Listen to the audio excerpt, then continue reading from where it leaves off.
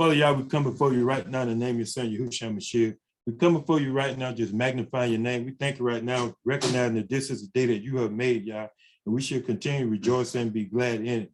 Father Yah, we just thank you right now for this day right now, Father Yah. We thank you right now. We come against all forms of sickness, Father Yah. Father Yah, we come against all forms of diseases, Father Yah. Father Yah, we just want to just let you know that we give you all the glory and all the honor and all the baraka in this day, Father Yah. Yes, we just magnify your name right now. There's none like unto thee, Father Yah. Father Yah, I just want to take the time out just to say Todah unto you and baraka unto you, Father Yah. I just want to just take the time out to let you know we magnify your name right now. Hallelujah. Unto him that sits on the throne and unto the Lamb of Yah. I say greetings right now from here right now on earth right now.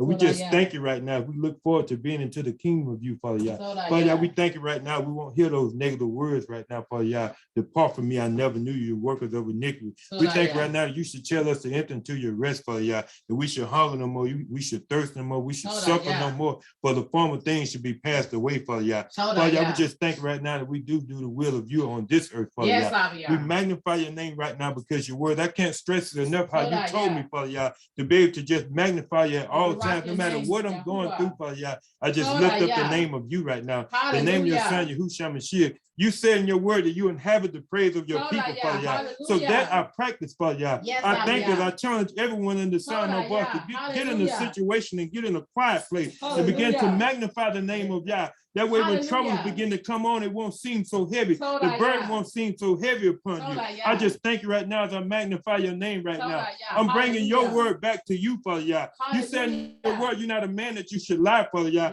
Neither you the son of man that you should repent, Father Yah. So you have to inhabit the praise of us right now as we come forth right now, magnify your name. Unto him that sits on the throne and unto the Lamb of Yah, we magnify your name, you're worthy. And we just want to say Todah Yah unto this day for you right now. Magnify your name. Magnify his name. We just thank you right now. You are worthy. Who is that like unto thee, oh Yah? Who is that like unto you? Oh, how marvelous art thy works, oh Yah. And we just want to just thank you right now, Father Yah. In the name of Son, Yahushua Mashiach, we have magnified your name. We barak your name right now. And we say hallelujah unto thee, Father Yah. And we say, so be it, Father Yah. Let it be done, Father Yah. Accept our praise. Receive our praise. Inhabit our praise. So be it.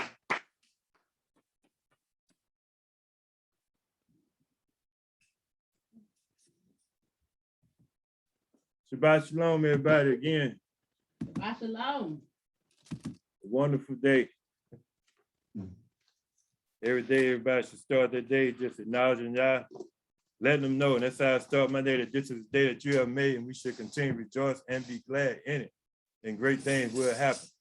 We're going to talk about suffering. A lot of people, when they get into the walk, they forget about everyday life, and people go through challenges and stuff. Because anybody that want to know about who I am, what I believe, you can look at some of the past videos that we made talking about we're the people and stuff. But now that we found out who we are, then now we need to move forward and see what tools people need to actually sustain. And a lot of them we'll get into later, but right now we're going to talk about suffering. And we know that people go through suffering. Some people go through suffering in different ways, and then they'll fake it and act like they're not really going through it. And you'll be wondering, okay, well, this person look like they got it all together. But rich and poor, small and great, all go through suffering. They go through some type of challenges. Because one thing I can tell you, money, it can't buy health. You know what I'm saying? You can get you to the doctor, but it can't heal you. And that's the thing. So it's like, you know, you got to have the king at some point. And we call him Yahushua HaMashiach. So we're going to look at 1 Peter chapter 5, starting at the 6th verse. And we're going to look and break down Peter. Before we get into this, we want to realize that Peter is talking to the strangers, and he's talking to the elders. And Peter's letting the elders know not to be selling out for money and not to be taking bribes and things of that nature. And he's kind of giving them a breakdown, letting people know to submit themselves one to another, and for the younger to submit themselves unto the elders. Getting into this point, we got to realize what Peter has went through. Remember, Peter, his profession, his actual job he had was a fisherman. Peter was a fisherman, and Peter learned throughout the way how to rely on Yahushua Mashiach. We know there was a time where they wasn't catching anything, and Yahushua Mashiach said, cast your net on this side and get ready for the drought. And when they cast their net on the side, Yahushua Mashiach said, cast it on. They couldn't pull it up for the multitude was so great, only because they involved Yah in what they were doing. A lot of times we have missions that were going on, and sometimes the way seemed heavy and stressful because we're trying to do something in our own strength, and we're trying to get Yah to approve it. And that's when it becomes to be stressful, because it's not saying quit what you're doing, but most of the time when you're doing something and you already have a profession, he may call you away from it, or he may incorporate himself into it. It may cause you to slack off from certain things or certain ways that you were going about doing it.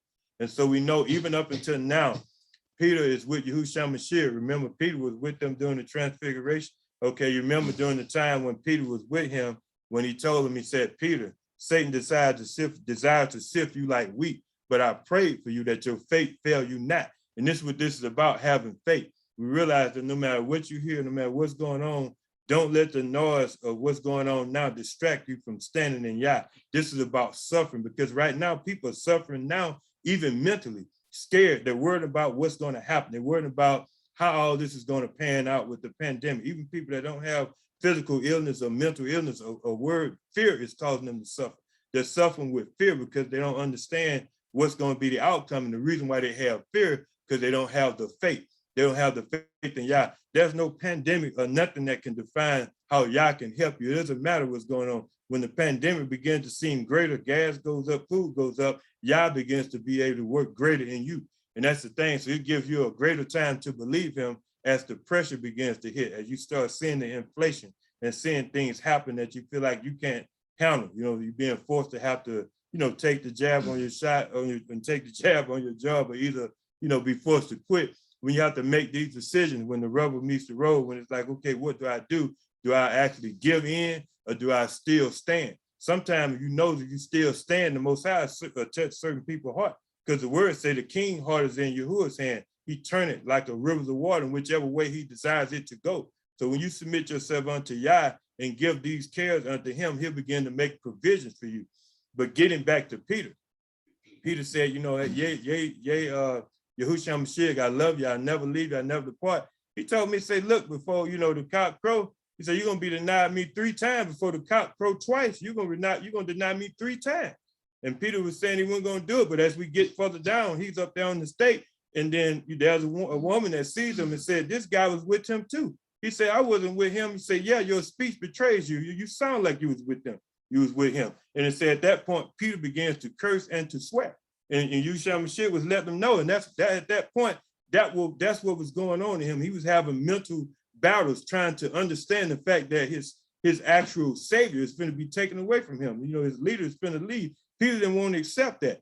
Peter didn't want to understand the fact that some things must change. And that's what we have to understand. We have to be able to embrace change. We can't control the world.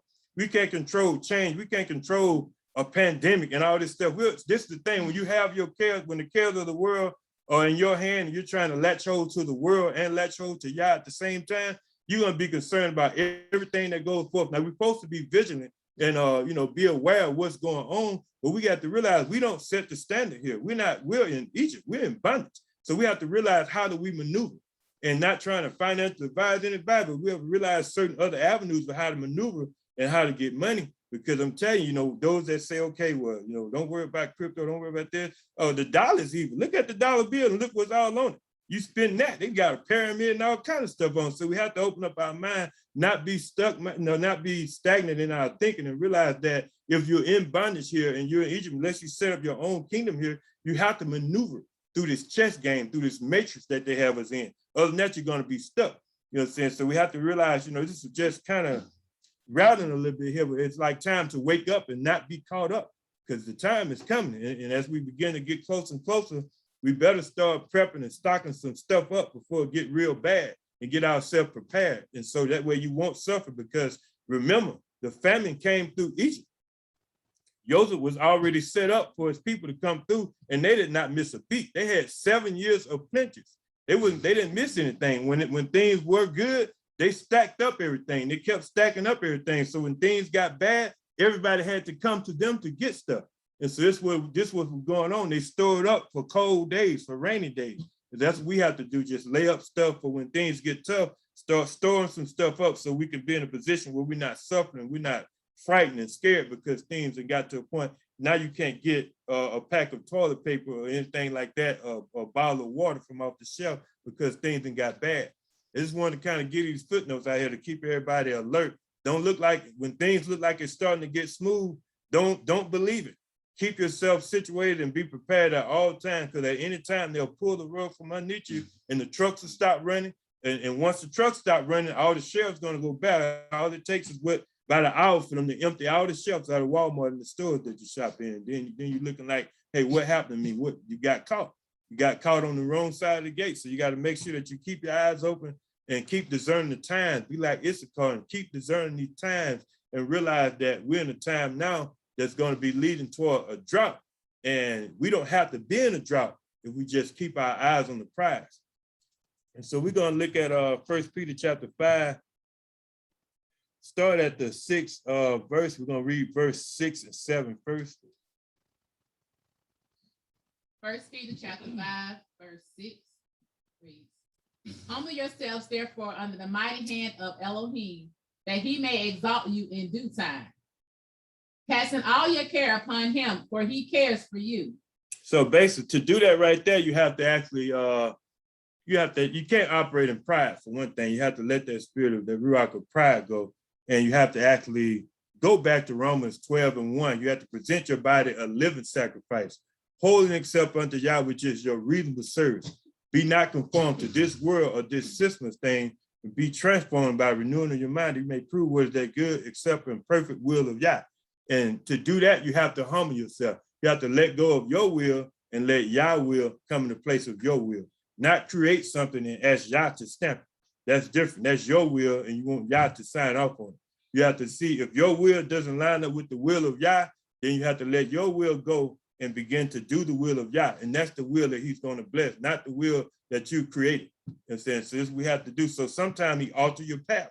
Sometimes you may be on the path that you're going on that may not be the path Yah wants you on. And just because you're so used to doing it, you don't like change. Well, this is about change.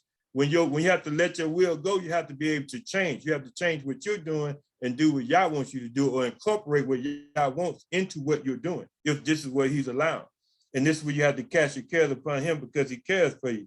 So let's look at Matthew chapter 11. And this kind of goes with what you have to do to actually sustain yourself when you're doing the will of Yah, when it seems like the pressure's too heavy. So we're going to go Matthew 11. Where's it now? We're going to keep stopping through the middle. So that's why I say we read first verses 6 and 7. Now we're going to go to Matthew 11, then we're going to go to verse 8. Matthew 11. Just goes with that. 8. Going to be Matthew 11, verse 28 and 29. That's Matthew chapter 11, verse 28. Yeah. Come unto me, all ye that labor and are heavy laden, and I will give you rest. Take my yoke upon you and learn of me, for I am meek and lowly in heart, and you shall find rest for your souls. So basically, this is what he's saying, come unto me, all ye that are heavy.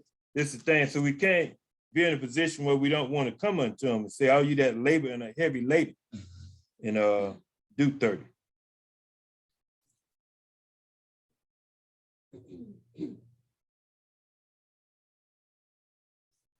Say, for my yoke is easy and my burden is light. It's not that much for it. So basically say, for my yoke is easy and my burden is light. And this is what he's saying. So his yoke is easy and his burden is light. So you have a hard yoke upon you and a heavy burden. This is not going to be Yah. And especially if it seems like it's existing for a longer time than normal. And it's something that you're doing that you haven't really consulted, Yah about. So this is why we want to look at this when it said, cast your cares upon him. This goes with that. So if you have a care that's going on, you have to cast it upon him. And if it's something that he needs to release you from, he'll release you from, or he'll give you grace to go through the situation. And so this is why we have to realize that sometimes we have a heavier weight upon us that we're putting on ourselves. And Yah is not putting it. We'll let people put a heavy weight on us. And we can't do that. We have to make sure that even when we're dealing with relationships and stuff, this is where the gift of discernment comes in, that we're able to discern situations. We're able to calculate, what is the cost, count up the cost of what this is going to cost me to get involved with this relationship or to get involved with this ministry, whatever it is that's going on. And we have to realize that most of the time we create problems that the Most High didn't want us to create, and then we try to get him to actually fix it. Sometimes we're in a situation that we need to get totally out of. And most of the time when he begins to release you, sometimes he releases you all together, and sometimes he gives you an alternative or a different way to do the situation where you're not actually stuck. So let's go to, we're going to be dealing with 1 Peter 5 all the way through 10. Now we're going to go to verse 8. 1 Peter chapter 5. 1 Peter chapter 5, verse 8. Be sober, be vigilant, because your adversary, the devil, as a roaring lion, walks about seeking whom he may devour. Okay, we're going to stop there. Trying to break this down for one that may not even understand to be sober. It's not just not being drunk. That's just one part of it. You know what I'm saying? To be sober is to not be intoxicated, but to be habitually temperate, sensible, logical, and able to use sound judgment. To say you need to be able to, to actually discern matters and be able to give advice without wavering. You know what I'm saying? You need to know how to calculate like that. I mean, you need to be able to be sound and not wavering in your thinking. You have to have a clear mind. And what reason why we relate alcohol to it, because it'll cause us to not have a clear mind and cause us not to be sober. But you can not be sober and don't even be drunk. That's the thing. So we still have to look at that. That's one cause. So drinking too much alcohol can cause you to not be sober, and something weighing you down mentally where you're stressed out can cause you not to be sober.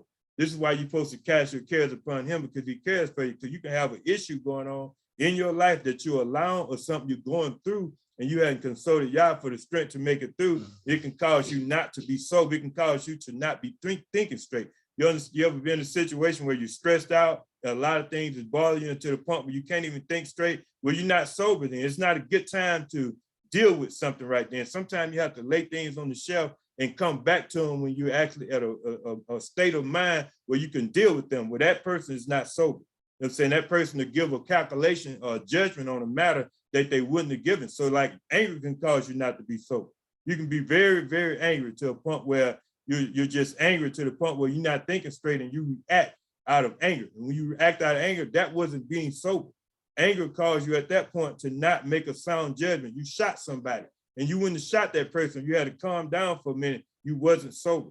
This is just giving you another explanation. That's why people do things when they are drinking they shouldn't do, because they're not sober then too. But just giving you an example, because sometimes we know that alcohol can resurrect anger and certain things like that out of you, but not drinking also, you can actually be angry at somebody, and anger can cause you to not be sober and make a decision that you wouldn't make if you wasn't angry. That's why sometimes you have to actually calm down, take a deep breath, get back to the situation, say, okay, now I can deal with this. This is how we're going to do it, instead of just straight starting to fight. You know what I'm saying? So that's how we have to make these situations and not be pushed in the corner to react. You know what I'm saying? That's why we're supposed to be slow to speak and quick to hear. You don't have to give an answer immediately to somebody all the time. You don't have to respond immediately to somebody all the time. They'll think, oh, he's weak, she weak, or whatever. No, it's not about being weak. It's about being wise, because the answer you would give them or the response you would have given them would not have been a good response. At that time, it would have been a response that would have caused an issue. It would have caused strife.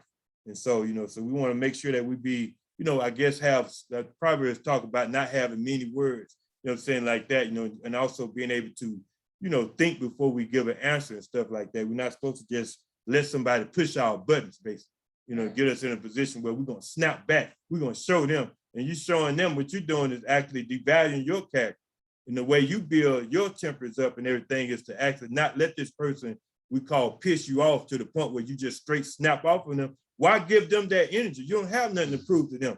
When people do that, they usually have a problem with confidence, where you feel like you have to snap back at everybody and everything. What they have, they're controlling you. You're being controlled by everybody around you when you move based on on what you think they think you should be doing. Like you say something to me and I'm gonna say something right back to you, and I ain't have to right then. Like, I don't care about what you think or what you thought. You may have thought you won or well like that, but technically you win when you get my response. You lose when you're wondering what I'm thinking. You don't know what I'm thinking because I'm sitting there calculating my judgment up and I may not even respond. And if I respond, it'll be a wise response. And it may cause you to be convicted, because at that time I begin to give you a mild answer, which turns away wrath. At that time, now you're thinking, well, man, I probably shouldn't even did that. They didn't even get mad at me. And it gives that person time to think about what they did wrong. And so this is what we have to look at. Quit letting people control us. Don't you being controlled by everybody. Even when we deal with social media, we control, oh, this person didn't like my picture. This person, they don't, care about me much. I come in back to them, they didn't come in back to me. Stop letting it control you, and just understand that you're not going to be able to please everybody. But what we can't do is let everybody control us based on when they do something, then we respond immediately. No, it's not. We're not a puppet. Stop being a puppet on the string where when people do something, they pull your string, you going up and down, up and down, up and down, all the way to the point where you done win in some type of fringe or something, and you're angry for nothing, for real. Because most of these people, you know, they don't really care for real to that degree. They're just getting a kick out of the fact that you responding back to them. We have some people that love to be miserable. Misery loves company, basically, what I'm looking for. And most of the time we don't see that. We just see ourselves winning because we're arguing with somebody. But sometimes it's best not to even enter into certain arguments, into certain debates sometimes, because they don't have an end result that comes out as a peaceful situation. So, but you can go a little further. I think we got did we read out? Okay, to talk about being sober. And so we talk about being sober, and basically just make sure you be sober and make sure that you actually be vigilant and constantly watch out. And it talks about the devil being an actual adversary. He walks about as a roaring lion. So the devil basically getting into this here. I was trying to think about what I was looking at. I was looking at as a roaring lion.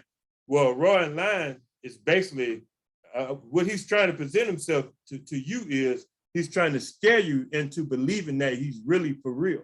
Basically, that's what it is. So once you give in to fear, then you fell for the bait. And then at that point, the lion begins to be a real roaring lion. So he may show you something and he'll show you a false picture. You'll think, okay, well, this must be the way he's coming because what I've been believing the Most High for hadn't happened yet. But you're looking at what he's saying. You got to keep your eyes on what the Most High is saying. And I looked at a roaring lion. I looked at how a lion gets his prey. A lion actually begins to just kind of peep out. He begins to pray. He begins to watch his actual prey, constantly watch him. He watched him till he get close enough to pounce on him. And once he get close enough to pounce on him or jump on him, he actually begins to devour them at that point. And what the enemy is doing, he's watching you. He's watching every move you make. He's calculating you.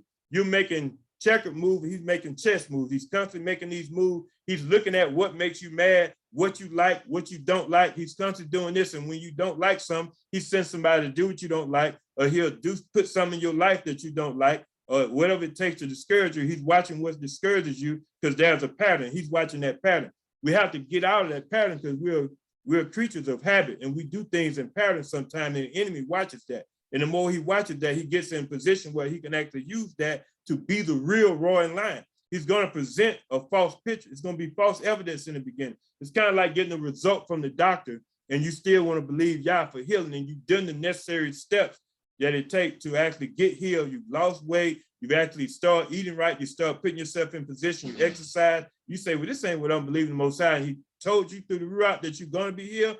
Don't believe that report then. As long as you're still doing faith with works, the report is going to change. I gave a testimony last week for a report that changed. I had to just keep saying it, but I'm just happy about it. You know, I got my numbers back, and my numbers went back to normal when I was borderline diabetic. Now my numbers are normal. I'm no longer borderline diabetic, but I had to change my eating habit, cut back on things that I was taking a lot, and actually start drinking a lot of water and get myself in position. And I got the numbers back and I'm normal.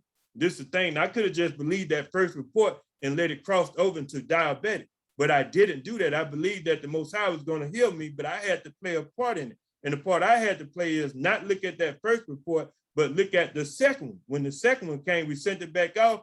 It was all clear. That's it. And this is how you actually advance. You can't do the same thing and expect a change. And this is what the enemy is doing. He's watching us do a pattern of negative stuff over and over again. People are upsetting us. We're responding negatively. We're constantly operating in negativity, and then we expect a difference. It's not going to happen, because what's going to happen, you're going to feed into the negativity and you won't get the change. Nothing positive will happen unless you do something positive. And that's what we have to look at. So that's what I was getting to, just getting to the idea of knowing that no matter what image you see or which way the enemy is coming, he's just as a roaring lion. He's trying to see whom he may. There's a lot of limitations on him. He don't have any assurance in how he's going to come to you. You have to give him assurance. And as you give him that assurance, you give him the path into your life based upon you buying into what he told you, false information. So we can't believe that. We have to operate in faith, not fear. Even the word say, without faith it's impossible to please Yah. It say, he that come to Yah must first believe that he is, and that he is a reward of those that diligently seek him. And so this we need to get into, just being able to operate and believe the report of Yah. Whose report are you going to believe? You should believe the report of Yah, not the report of the enemy. And so you can keep going.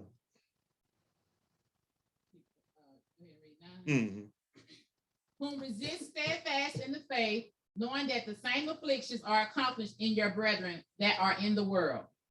But the Elohim of all grace. Right, just now. Okay, so it says whom resist. So basically, I'm trying to get there. I think it's James 4:7 when it says, resist the devil and he will flee. Draw nigh to Yah and he will draw nigh to you. It's the thing. So we have to realize that you have to resist. When you resist, he will flee. But if you don't resist it, you don't resist the devil, he's not going to flee. If you keep entertaining him, he's not going to flee. When you stop showing that pattern and start showing a new pattern, he can't do the same thing to get you. He has to try something new.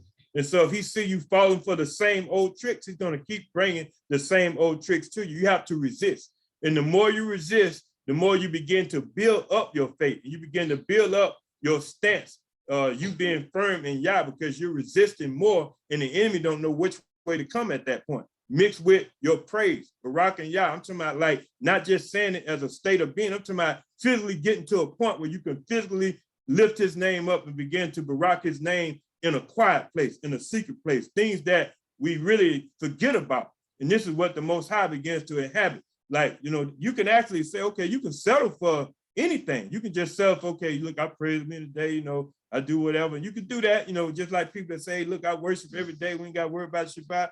Okay, put yourself under the mercy of Yah. I don't want to be just put under the mercy of Yah. I want to put Yah in a position and begin to bring his word back to him. He said he inhabit the praise of his people.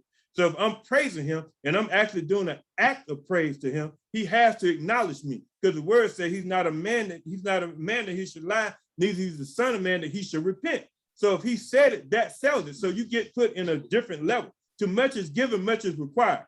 That's the thing. Now we have to realize, so too much is given, much is required. So therefore, once I begin to get more knowledge and I know what's going on, he expects more from me. When I have to get into a position where I'm praising Yah, wherever I go, and I set that little time aside, it don't matter if it's 5 minutes, 10 minutes, whatever time it is, I did a physical act of praise and worship to him in my own personal time. I feel the enjoyment of him and me at that point in time. I actually can tell that he is receiving it. I can tell that my Baraka is being received into the Shamayim. I can tell it right then. So when things begin to get hard and get tough, it may be a little harder for you than it'll be on me, because he'll remember me at that point in time when I'm going through something, even if I did something wrong. Not giving you a license to sin, but I'm saying if it got to a point where I went through a hardship or a hard time, he'll remember me. He'll begin to look back and say, that's my son at the point that's been praising me the whole while. He has praises stored up in Shamayim. This is real. And he'll begin to notice that, and he'll begin to build up my grace, the grace level that he'll have for me. This is what we have to realize. So this is just trying to share a few nuggets with you guys to know that it's bigger than just reading the Bible. It's bigger than just, you know, saying you're the people and just saying that, you know, you're a Hebrew, whatever. You have to actually develop a personal relationship with Yah to the point where he knows you. And he knows you based on the point where he knows that he'll begin to expect that time, that private time. He'll begin to expect that time, but he'll look forward to that time that you're giving him. And it'll begin to be precious in his eyesight. So he'll begin to give you favor. Favor begin to come upon you. And this we have to know. So don't let nobody trick you and think, you know, now you don't have to, you should always praise Yah, and not just talking about doing it. You physically have to do it, because guess what? It's something physically going to be going on when you need him. And so you're going to physically need help. And so, I mean, it goes hand in hand. And just don't be deceived or be tricked or be living in a fairy tale land and think that things are just going to just happen. So when the time comes, even with Hezekiah, remember, with Hezekiah, when Isaiah began to tell me, say, okay, look, no, you're going to die, so get your house in order. He turned his face to the wall, and he had to turn to Yah and say, remember how I walked upright before you. The prophet turned around in his tracks and said, look, we're going to add, well, how many, 15 more years to your life? Some of that nature, we're going to add some more time to your life, because the fact that you have been remembered in the eyes of Yah for what you have done.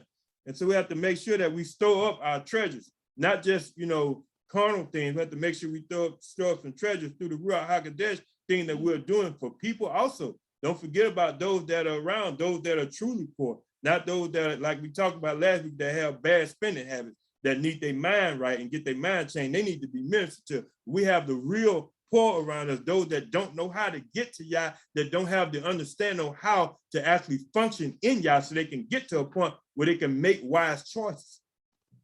So we stopped off at 9. So we looked at that. And so basically I want to look at, let's look at Psalms 34:19. I didn't give you that one, but turn to that. Psalms 34:19. And after that, we won't have many more scriptures. There's a psalm that came up that kind of goes with this.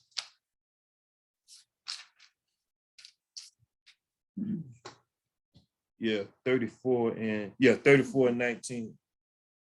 Psalms 34, verse 19. Many are the afflictions of the righteous, but Yahuwah delivers him out of them all. That's it. So it say many are the affliction of the righteous. So you have a lot of affliction, but Yahuwah delivers them out of them all. This is what we have to get mixed up. We don't want to get mixed up. I was talking to somebody about this. Being righteous doesn't mean that you don't make mistakes. It's not this false sense of righteousness, how, you know, people are trying to compare being a total perfect person to being righteous. Being righteous is being true, being real. It's actually right living in Yah. It's actually you walking upright before Yah. If something went wrong, you're not covering up as if it didn't happen. You're acknowledging it, turning, repenting, and you're going forth. You're not making like you don't make any mistake. That's self-righteous. But being righteous in Yah is not self-righteous. That's walking in the righteousness of Yah. So that time, so you may have some shortcomings and things that you can't do, and you'll still be righteous in Yah as long as you acknowledging Yah in all your ways. And so therefore, you're not trying to actually do your own thing. Making mistakes, you just have to repent, get up and keep walking. You're in Yah. Most people that were in Yah through the scripture, they made mistakes. And that's the thing, but they wasn't acting like they didn't. The mistakes got exposed to the point where they didn't want to keep repeating that mistake over and over and over again, to the point they're actually living in sin. And that's the difference. So self-righteousness is not the righteousness of Yah. A self-righteous person can't be taught anything. They know everything, they'll know it all. They're not able to be a student of the word or unto anybody. These people are dangerous, because when you operate like that, you'll get in a position where somebody that you may look down on may have some information and you won't receive it because you'll feel like you're better than them, and you don't want them to understand that you didn't know that. And that puts you in a bad position. And when you're in that position, it may cost you your life. Because remember, it's getting serious now. People are dying. People are dying in camps, in Christianity, wherever you want to call it, you're dying. The flesh is dying. This is why we're now dealing with the Ruach HaKodesh. The whole ministry here is about getting people delivered and set free, and actually teaching people how to discern the times and how to actually maneuver in this actual matrix that we're in right now. We're actually in Babylon. We're right now in modern day Mizraim, right now in misery, basically. And we have to know how to maneuver without being caught up thinking that we can do our own thing and still make it through. You have to know how to use these tools that they've given us and how to operate without crossing the line and without actually being caught in a dark time. And that's what we have to realize, getting ourselves set up. And it's all coupled with everything we talked about. Even though you're going through something, it's not going to happen forever. It's not going to last forever. It'll be a short period of time. He'll allow it enough just to see if you're going to keep standing. And once you still, as long as you need to stand, going back to Ephesians 6, it talk about finally, brothers, be able to stand. After all you did to stand therefore, thereby with your loins girded about with truth. And if you have to do, you can't turn. You have to keep standing, even though it seems like it's getting bad, keep standing. That's why I say many are the afflictions of the righteous, but he will deliver you. You don't have to worry about whether you're going to be delivered or not. What you need to do is stand. That's the only job you have, is standing. Your job sometimes is not to fight it, but we have to realize when we're fighting certain demonic activity versus when it's time to actually stand and go through something that's not the demonic activity, but something that's developing our character and building us up where we can be able to do the work of Yah. Sometimes he'll allow you to be ashamed because you may have pride, and he'll allow that pride to be exposed and somebody to embarrass you so you can get over that pride. This we have to deal with. This is growth.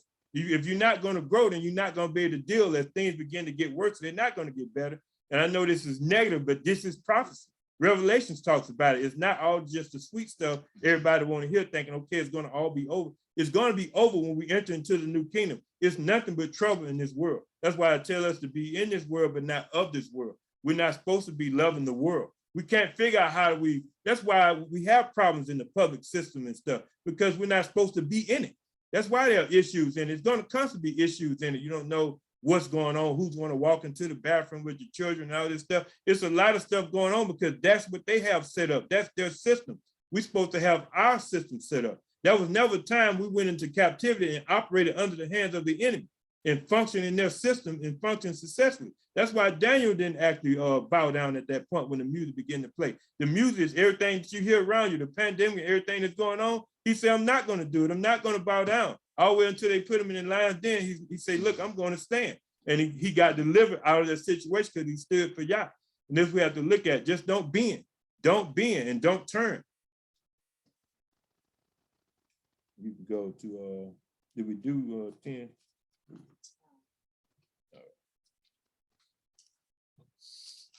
First Peter 5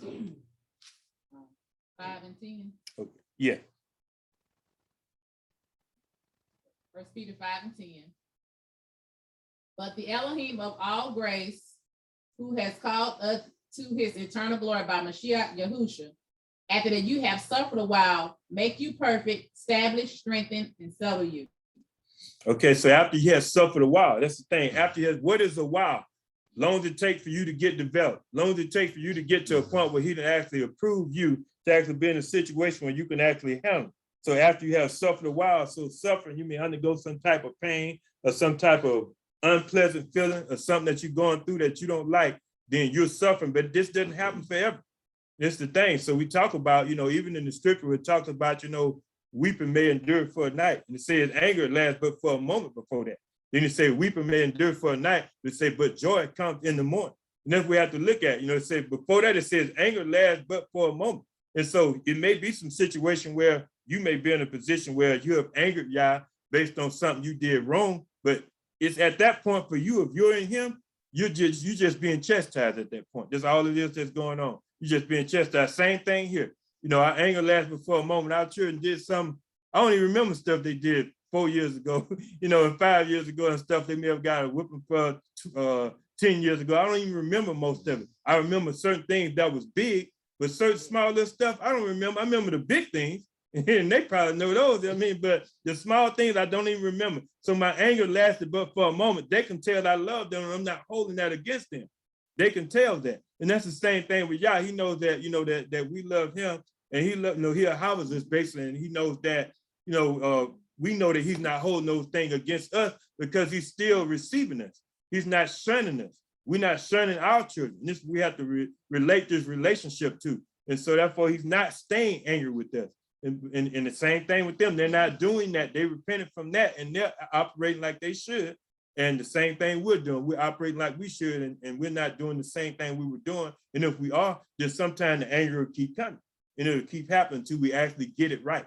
And then we have to realize, so we have to make sure that we're in a position where we'll allow him to complete us, to make us perfect, to complete us, to mold us into the things of him, and to actually get us ready to actually operate and function, to ordain us for the position that he's called us to be in, not the position that the world wants us to be in. And this is why I say after you have suffered a while, and once you've suffered a while, he'll actually strengthen you and settle you and put you in a position where you can actually stand in him without wavering. Put you in a position where you don't have to turn. He'll give you strength, add strength to the strength you have, and put you in a position where you're settled in him, where you're fixed in him, where you're actually established into a position where you're ordained to do the will of him and to do the job he called you to do. Actually make you sound, put you in a position where you can actually function and operate in who he called you to operate in. So basically what we want to cover today, that even though you may be suffering doesn't last forever. But we got to know how not to continually suffer for evil doing. You know what I'm saying? We want to suffer for righteousness' sake, not for the sake of something we keep doing over and over again. We're causing things upon ourselves. It's not a time to be causing extra suffering. It's enough suffering now, what's going on around us, keeping our eyes off of all the news and everything that's going on. It's okay to know what's going on, but don't let it cause fear. Don't let it actually calculate your next step.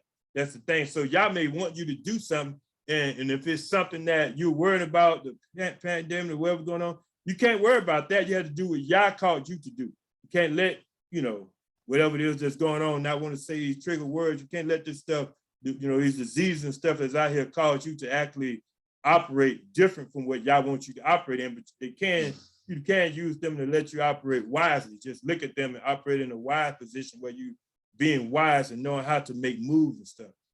So basically, we just wanted to talk about this, talk about suffering. We want to talk about, making sure that knowing that just because you're suffering, it doesn't mean that don't think other people are suffering. Like, that's why I talk about the same thing is going on with our brethren too. Well, they're just doing a good job at hiding most of the time. Most of the time, people are suffering, but they're hiding. They're looking like they're not suffering. And especially you're looking at Facebook and stuff like that. No one looks like they're doing bad on that. Everybody on that is pretty much a star like that. So you can't look at that. That's almost like reality TV. Everybody on that, they're superstars pretty much. But, it's like they're pretty much, some of them we call the word hood rich. You know what I'm saying? We won't call that. They look like they're doing good. They ain't got nothing. They don't even have anything. They don't understand how to manage finances. This is another thing we got to get. We got to learn how to store up, learn how to start learning about finances, learn how to operate, learn your enemy. Because, if you're going to say anything is even to the finance of the enemy, you have to throw it all out the door. But if you're going to operate with even $1, which has something evil on it, learn how that dollar operates, learn how it depreciates, learn how inflation works so you can know how to make moves. Look at the calculation, look at what's going on around you so you can know how to maneuver. There's no sense of getting in a suffering situation because you had a lack of knowledge. The words say, my people are destroyed for a lack of knowledge. And with that, I'll say Toda Yah, and I just appreciate everybody that heard the message. And Shabbat Shalom again. And Father Yah, we just want to just thank you right now for the word that went forth. We thank you for those that listened to the word, Father Yah. We just want to just give you all the baraka in the name of Saint Yahushua Mashiach. We pray, so be it.